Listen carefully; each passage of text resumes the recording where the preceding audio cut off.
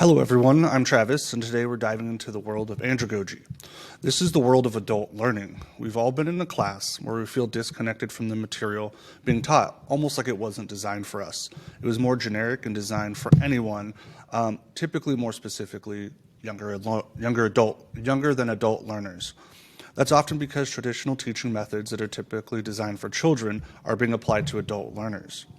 To understand what andragogy means, we need to know that what the difference between pedagogy and andragogy is. In pedagogy, education is often viewed as a passive transmittal of knowledge and skills that have stood the test of time. This is what we typically think of in K through 12. It's content-driven and fact-laden. This is how we teach our K through 12 students typically, and adult learners need and want applicable knowledge. So that's the biggest difference between the two. One is kind of a sit and absorb the information, while the other is much more hands-on and applicable. Most adult learners are resistant to the tactics of traditional pedagogy, like the drills, the quizzes, the examination, and the lectures that tend to be heavy on facts and also rote memorization. So let's kind of jump into what this is. What is andragogy exactly? It's about recognizing that adult learners learn differently than children, and how we teach them comes with a different approach and assumptions. Malcolm Knowles, a pioneer in the field of adult learning, has outlined 5 key assumptions about adult learners. He's the one who kind of brought about the adults learn in a different way. So let's break down some of these key concepts. The first one is the self concept. This is where adults move from being dependent to more self-directed. They want to be in control of their learning, and they want to have a say in how they learn. Adults tend to be much more independent than younger learners, and so that's something that has to be known when we're dealing with andragogy. Another is the adult learner experience, in that adults bring a much more life experience to the table, and this experience is really valuable resource for learning. Oftentimes, teachers want to tap into this as a key part of the andragogy rather than a pedagogy where there's not as much experience to draw from. The third key concept is the readiness to learn, and this is where adults are assumed to be ready to learn, and when and if the knowledge or skill will help them outside the classroom. This is where the applicable piece comes in. If you could tie the knowledge of a skill or to their career or anywhere in their life, it's going to be that much more impactful when it comes to them learning the information. The fourth assumption that Knowles came up with was the orientation of learning.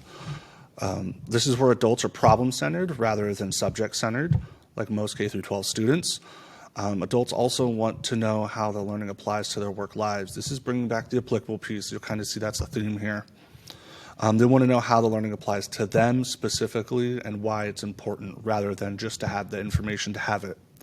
And the last one that Knowles, one of his assumptions, was the motivation to learn. Adults are primarily motivated by internal factors, such as personal satisfaction, job satisfaction, or it improves their quality of life somehow. They also might be motivated by an increase in pay or a promotion at their current job. Now, why is understanding Knowles' 5 assumptions so important for professional development?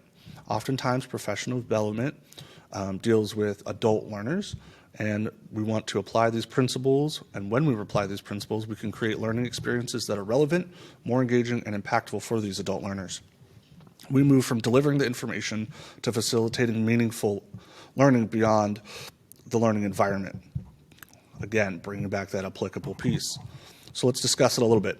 If you're designing a workshop for teachers on classroom management and you ignore the teacher's existing experience, you're missing out on a huge opportunity to get them brought into the experience that is going to happen with this learning. If you don't connect the content to real problems that they face in the classroom, they're less likely to engage. And that kind of makes sense, right? If they're having a problem in their classroom and they've had these experiences, it's good to tap into those experiences to help them further their education and their learning. So let's talk about some of the best practices for creating effective presentations for these learners. First one is facilitate and don't lecture. Andragogy specifically says that lecturing is not a key factor in adults learning well, and more of the facilitating activities and discussions works much better. So they're going to shift the focus from presenting to having more discussions with the adults. And the other key place is using interactive activities, group discussions, and really focusing on those real world and applicable examples. Always encourage the participants to share their experiences, insights. This is what also builds that classroom or that relationship between the teacher and the student. And remember that they are resources with a large range of experiences. The second effective presentation point that I wanted to go over was to provide relevant and practical application. This is where you're going to clearly explain the why behind the learning and show them that this can be applied to their work. You're going to use real-world examples and scenarios that resonate with their experiences and their knowledge, and then they're going to let them use those experiences to apply the knowledge that we're teaching them to their practices or their life. And the last one would be have experiences for hands-on practical settings where the information can be applied. The last best practice for this is going to be offer choice and flexibility. This is really important with adult learners. When possible, we're going to give the participants options in how they learn, and then the more options that the adult learner has, the more likely they'll understand the information. This allows them to do what's best fit for them and makes it most applicable to what they're doing. So we're going to allow for flexibility in those places where applicable, and we're going to respect that adult learners do have busy lives and diverse learning styles, so we can't demand too much at one time.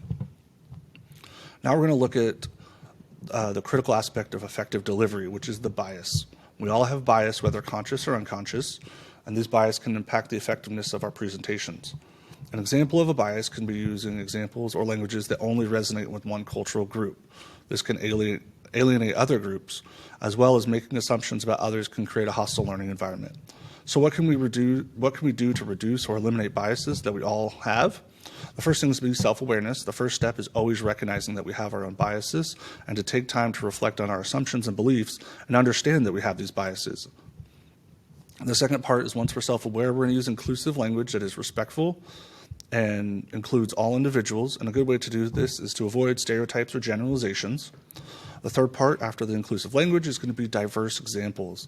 We're going to use case studies and examples that represent a wide range of backgrounds and perspectives wherever possible. Then we're going to seek feedback. We're going to ask for feedback from diverse individuals on our presentation materials and our delivery, and this can be done anonymously using Google Forms. I found is a very effective way to do this. And the last one is once we can get those four first ones done, we're going to create a safe space for learning. This is going to foster a culture of respect and open communication. We're going to encourage participants to share their perspectives often, and this is where we can make them feel comfortable to learn and engage. Remember, creating an inclusive learning environment is not just about being politically correct. It's about maximizing learning for everybody. When we address bias, we create a more equitable and effective learning experience.